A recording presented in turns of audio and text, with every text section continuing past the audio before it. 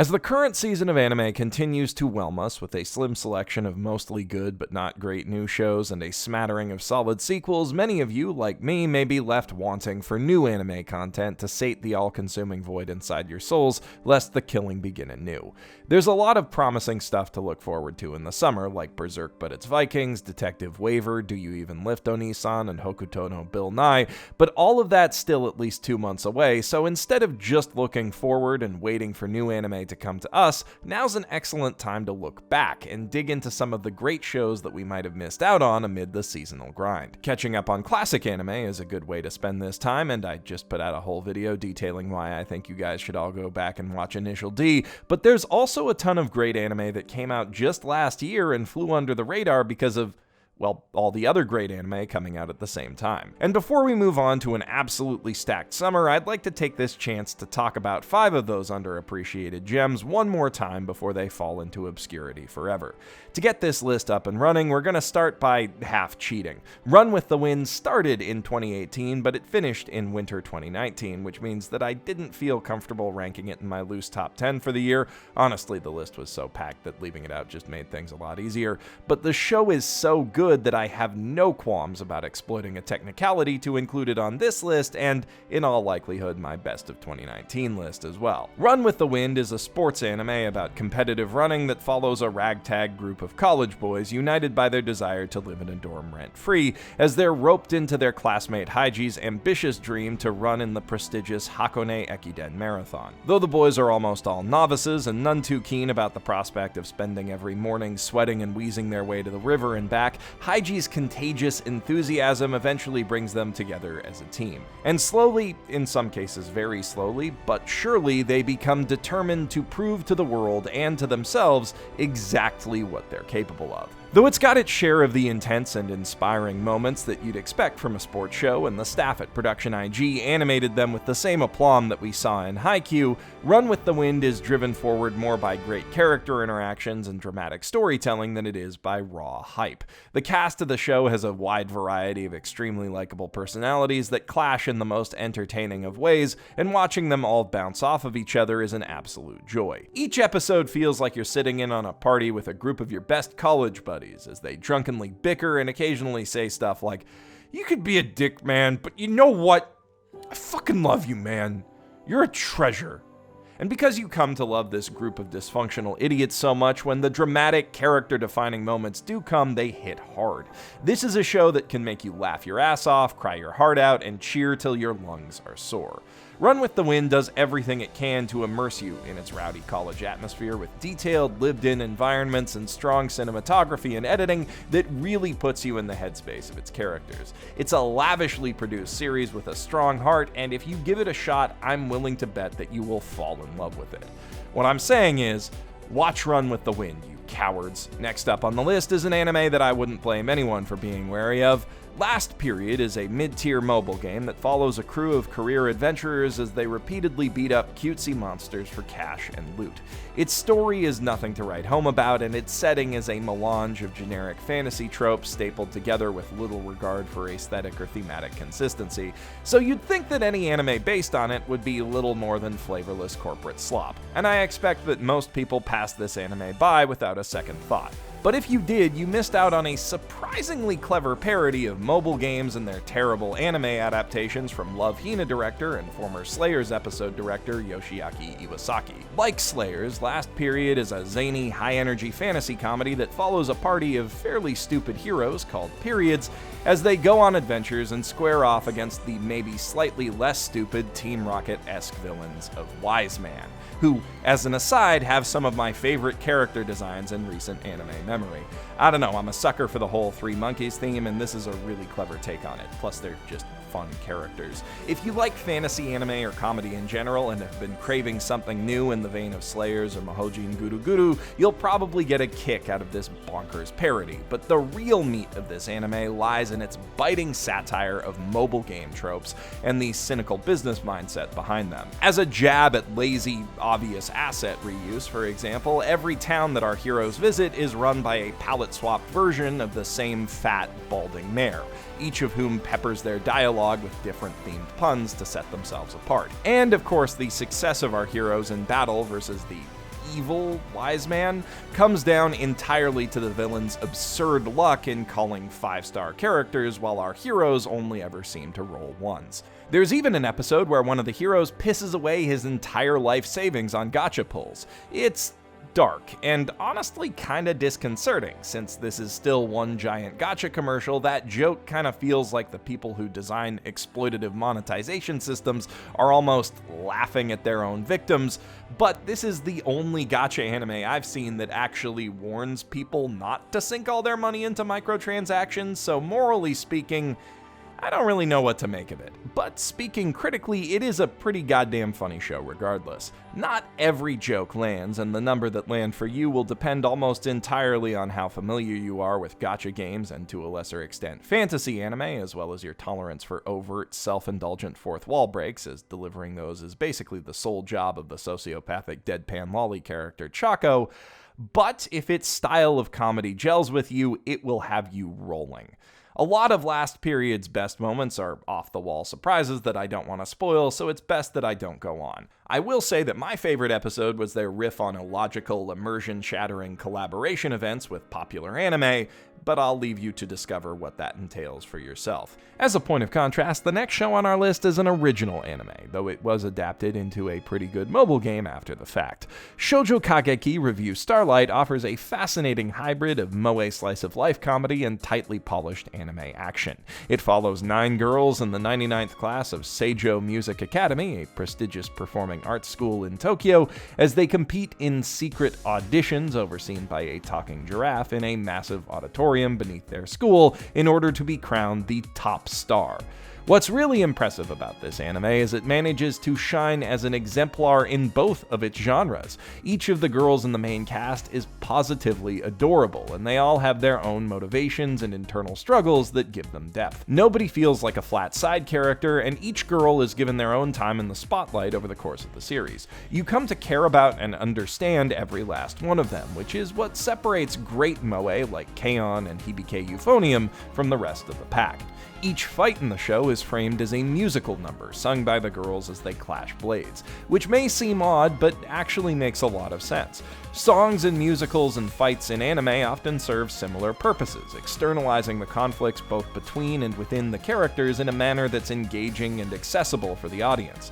The reviews in Review Starlight serve as vehicles for the characters to resolve their issues with each other and themselves, and they look and sound great as they do it. Props and stage elements fly around as the girls do battle, literalizing their perception of each other, their self-image, and their thoughts as shifting parts of the terrain on which they fight.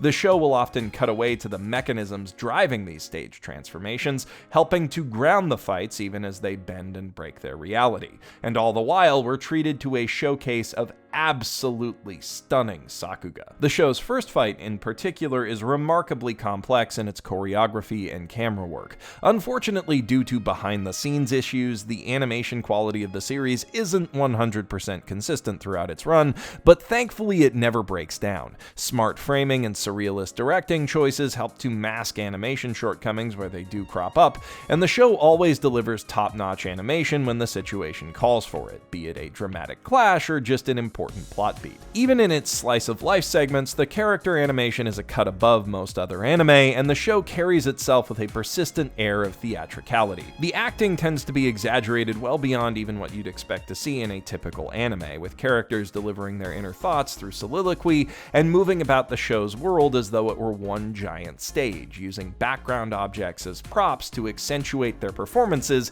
even when it doesn't make strict logical sense. Review Starlight serves as a celebration of the art of stagecraft and the individual passions that drive it. As a high school theater geek, I've got a particular soft spot for this show, but if you enjoy good anime girls and good anime sword fights in general, I think you'll find it to be an absolute treat. It was one of the absolute best shows of last year, and it deserved a lot more recognition than it got. Of course, not everyone wants their slice-of-life comedies to be broken up by intense duels to the partial disrobement. These are shows that we often watch to unwind, after all, and the tension of a pitched sword fight can get in the way of all that. If you're in the mood for something a bit more laid back, my next suggestion might hit the spot for you. Hakumen Miko Chi follows two tiny fairy girls who are coincidentally named Hakumen and Miko Chi as they go about their daily lives in a quaint world of talking animals, spirits, and other vaguely magical hoo-ha.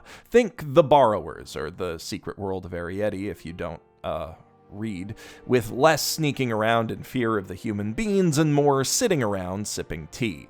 As is appropriate for its tiny setting, Hakumen Miko Chi is largely about enjoying the little things in life. Good company and good food, a quiet moment of relaxation after a long day of hard work, the serene sight of the night sky out in the woods. It's a very cozy, zen-feeling anime that invites you to sit back, relax, and enjoy some light laughs and very mild conflicts in an enchanting setting.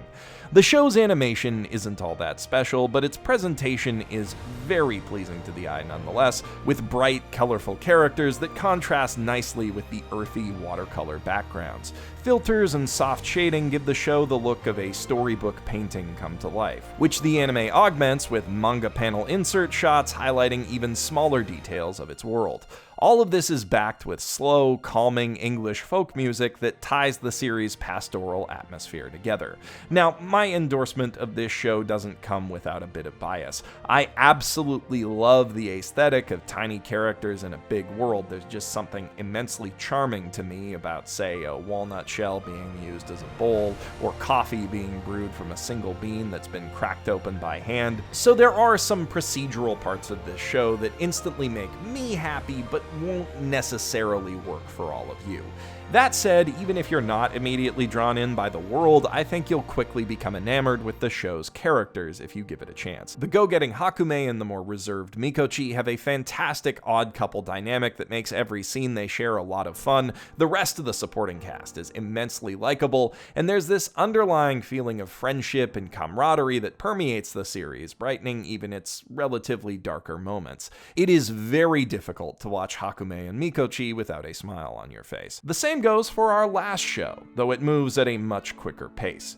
I've already talked so much about Planet With. I mentioned it literally 2 videos ago, and I have a whole other video dedicated solely to explaining why it was one of my 2 favorite anime last year, tied very closely with Yorimoi. Normally I'd cap this list off with something different, like say, Anglemois, just to round things out without repeating myself, but it was my birthday on Thursday, so I'm feeling a bit self-indulgent, and Planet With is so goddamn good that there's really no better way you could be spending your anime binging time if you haven't seen it already. If you missed my previous discussions of it, a quick primer. Planet With is an original mecha anime created by mangaka Satoshi Mizukami, who ranks alongside one Hiromu Arakawa and Naoki Urasawa as one of the greatest writers to ever work in the medium, period. The show follows an amnesiac kid named Soya who, in a world under threat from mysterious alien invaders, must hop in a giant robot that is also a big perverted purple cat and fight to stop the team of superheroes trying to save the world. Well, that's the elevator pitch, but the show moves so quickly that no summary can really fully cover it. For Planet With, Mizukami put his immeasurable talent to work crafting one of the tightest, densest narratives that you will ever see in anime. You know how Gurren Lagann took all the twists and turns of a 50-episode mecha anime, cranked the insanity up to 11, and packed it all into just 27 episodes? Mizukami looked at that and said, I can do it in 12. And then he did, and it's crazy.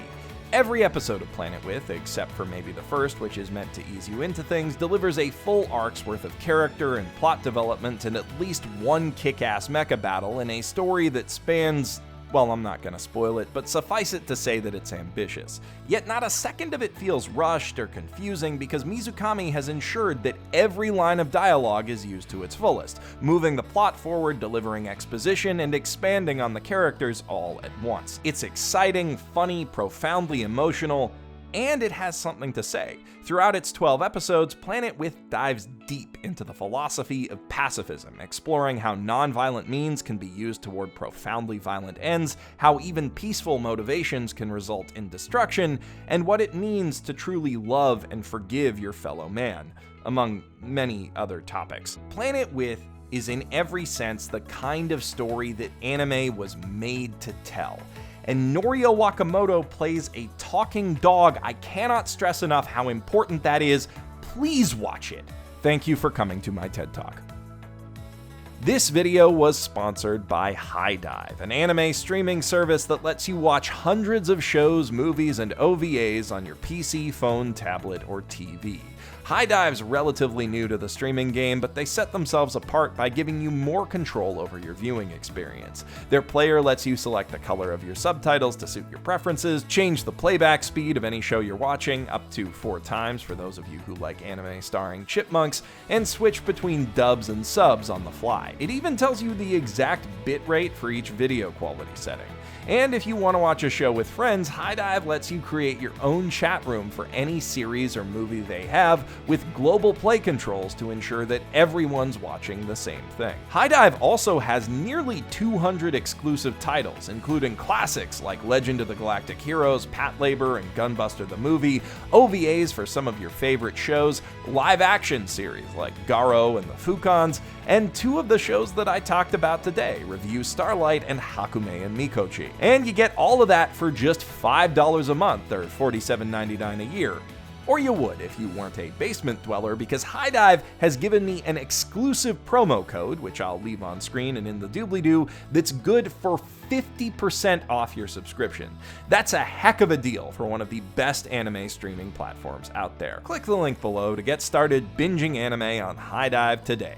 But before you go, scroll down to the comments and let me know what show from last year you thought was the most underwatched or underappreciated. And while you're at it, if you liked the video and you want to see more, consider hitting that subscribe button for more like it coming at you every week straight from my mother's basement. I'm Geoff Thew, professional shitbag, signing off.